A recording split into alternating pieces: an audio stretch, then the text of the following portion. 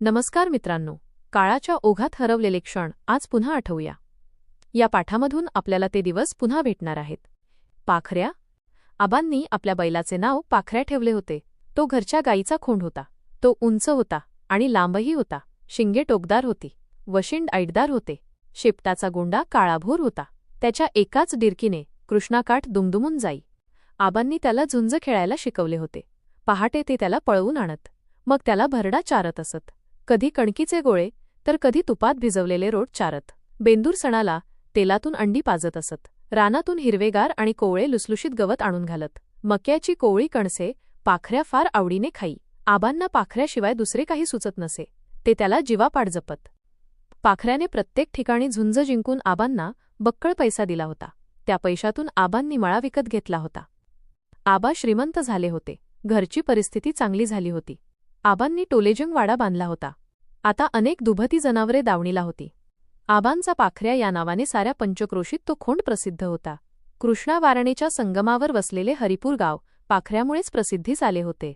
त्याची झुंज पाहण्यास खूप दूरवरून माणसे येत. ती पाहताना त्यांची मने आनंदाने फुलून येत. त्याला मैदानात झुंज खेळताना पाहून लोकांत उत्साहाचे भरते येई.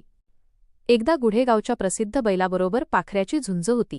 आमच्या पंचक्रोशीत गुढेगाव त्या बैलामुळेच प्रसिद्ध पावले होते. तो बैल डोंगर कपारीच्या चाऱ्याने तुस्त झालेला, तर पाखऱ्या कृष्णाकाठच्या खुराकाने मस्त झालेला. कराडच्या मैदानात ही झुंज पाहण्यासाठी माणसे भरली होती. झुंज सुरू झाली. दोन्ही बैलांनी डिरक्या टाकल्या. खुरांनी माती उडवली आणि क्षणार्धात झुंज सुरू झाली. माणसे मुठीत जीव घेऊन झुंज पाहुली. धुरळा उडाला. झुंज चांगली तासभर चालली. कोणताच बैल हटेना. अखेर पाखऱ्याने एक जोराची धडक दिली आणि गुढेगावच्या बैलाला पळवून लावले. झुंज पाखऱ्याने जिंकली आणि जोराची डिरकी टाकली. त्याच वेळी सबंध मैदानात माणसांनी जल्लोष केला. कुणी फेटे उडवले, कुणी गुलाल उडवला. आबा धावत आपल्या लाडक्या पाखऱ्याकडे गेले. त्याच्या पाठीवर थाप टाकली. त्याला मैदानातून बाजूला नेले. पाखऱ्याने मिळवलेले बक्षीस स्वीकारताना आबांचे अंतःकरण आनंदाने फुलून आले. मग त्यांनी पाखऱ्याला गावाकडे आणले. रात्री त्याची जंगी मिरवणूक निघाली. बँड, हलगी लेझीम, ढोल इत्यादी सर्व ताफे हजर झाले. गावातील तरणी पोरे दांडपट्टाही खेळू लागली. असे अनेक प्रसंग घडले. आता पाखऱ्या म्हातारा झाला होता. झुंज खेळणे त्याला जमत नव्हते. सरकारने झुंज खेळवणे कायद्याने बंद केले होते. जनावरांची अशी लढत लावणे व ती पाहत बसणे हे अमानुष आहे, असे सरकारने म्हटले होते. पाखऱ्याला रानातही नेत नसत व गाडीलाही जुंपत नसत. नांगराला तर त्याला कधीच जुंपला नव्हता, कारण तो झुंज खेळणारा खोंड होता. एके दिवशी आबा रानातून आले. सायंकाळ झाली होती. वाड्यातल्या सोप्यात त्यांचा थोरला मुलगा जयसिंगराव बसला होता. चाकरीचे गडीही तिथेच बसले होते. आबा येताच त्यांचे बोलणे थांबले. आबांनी विचारले, "काय र?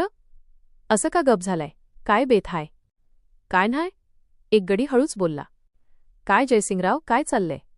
जयसिंगरावाने इकडे तिकडे पाहिले आणि मग धाडसाने म्हटले, "पाखऱ्याला इकायचं म्हणतूया." "डोकं फिरलं काय तुझं?" आबा संतापून म्हणाले. सर्वजण गप्प झाले. पण तोच आबांनी पुन्हा विचारले, "का? कशासाठी विकायचा?" "त्यो झुंज खेळणारा बैल हाय. रानातल्या कामाला उपयोगी पडत न्हाय. आता त्यो म्हातारा झाला आणि त्याला खुराक चारण्याचा खर्च पण जास्त येतोया. इकून पैकाबी चांगला येईल." जयसिंगरावाने सगळे एकदमच सांगून टाकले. "तुम्हाला काय करायचं ते करा जावा. तुम्ही कारभारी हाय आता," असे आबा तावातावाने बोलले आणि सोप्यातून घरात गेले. त्या दिवशी आबांना रात्रभर झोप लागली नाही. पाखऱ्याचाच विचार त्यांच्या डोक्यात सारखा घोळत होता. काय करावे तेही त्यांना सुचत नव्हते. गतकाळ त्यांना आठवू लागला. पाखऱ्याने झुंज जिंकताच बेहोश होऊन नाचणारी, रंगीबेरंगी फेटे उडवणारी माणसे त्यांना दिसू लागली. हे सर्व काही आठवून आबा रात्रभर तळमळत होते. जयसिंगराव सकाळी लवकर उठला. त्याने पाखऱ्याला नदीतून धुवून आणला. शिंगे घोळून टोकदार केली. गळ्यात गुलाबी रंगाचा कंडा घातला. एका पायात काळा गोफ बांधला. अंगावर सुंदर नक्षीची झूलही घातली. सर्व तयारी झाली. आबा अस्वस्थ मनाने सोप्यातून फेऱ्या मारत होते. मग गड्यांनी पाखऱ्याची दावी सोडली. मालकीणबाईंनी पाखऱ्याच्या तोंडात भाकरी दिली. आबांनी त्याला गोंजारताच तो आबांचे हात चाटू लागला. जा बाबा, तुझा इथला घास संपला आता." आबा आवंढा गिळत बोलले. "काय आबा, कुणाचा घास संपला आता?"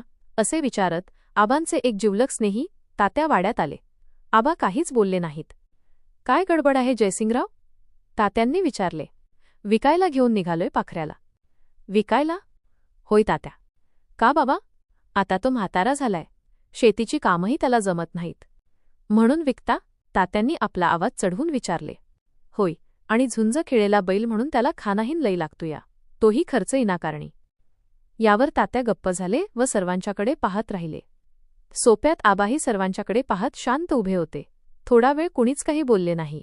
मग तात्या जोत्याच्या पायऱ्या चढून सोप्यात जात म्हणाले, जयसिंगराव, जरा इकडे या. जयसिंगरावही जोते चढून सावकाश सोप्यात गेला. काय तात्या? जयसिंगरावाने विचारले. असं खाली बसा, मग सांगतो. जयसिंगराव तात्यांच्या जवळ बसला. आबा पाठीशी हात बांधून उगीच कुठेतरी पाहत उभे राहिले होते. चाकरीचे गडी पाखऱ्याची दावी धरून तसेच उभे होते. मालकीणबाई चौकटीत उभ्या राहून सर्वांच्याकडे शांतपणे पाहत उभ्या होत्या. जयसिंगराव, पाखऱ्याची किंमत किती? तात्यांनी विचारले. का बरं? किंमत बोला अगोदर, तात्या गंभीरपणे म्हणाले. 5,000 रुपये. पाखऱ्याला मी घेतोय. तुम्ही? आणि आबांनाही आमच्याकडे पाठवा. ते आमच्याकडेच राहतील. का बरं? ते पण आता म्हातारे झालेत. त्यांनाही आता शेतीची कामे जमत नसतील. म्हाताऱ्याला खानाही चांगला द्यावा लागतो, तो विनाकारण खर्च. हे ऐकताच जयसिंगरावाच्या डोक्यात चक्क प्रकाश पडला. त्याने तिथूनच गड्यांना सांगितले, आरं, पाखऱ्याला दावणीला बांधा. तो आपल्या दावणीला कायम हाईल. तात्या, मला संबंध कळलं. जुन्या आठवणींचा हा क्षण तुम्हाला आवडला असेल तर व्हिडिओ शेअर करा आणि इतरांनाही तो अनुभव द्या. अशाच जुन्या मराठी पाठांसाठी आणि शालेय आठवणींसाठी लाईक करा, कमेंट करा आणि चॅनलला सबस्क्राईब करा. धन्यवाद. काय जबरदस्त शेवट आहे.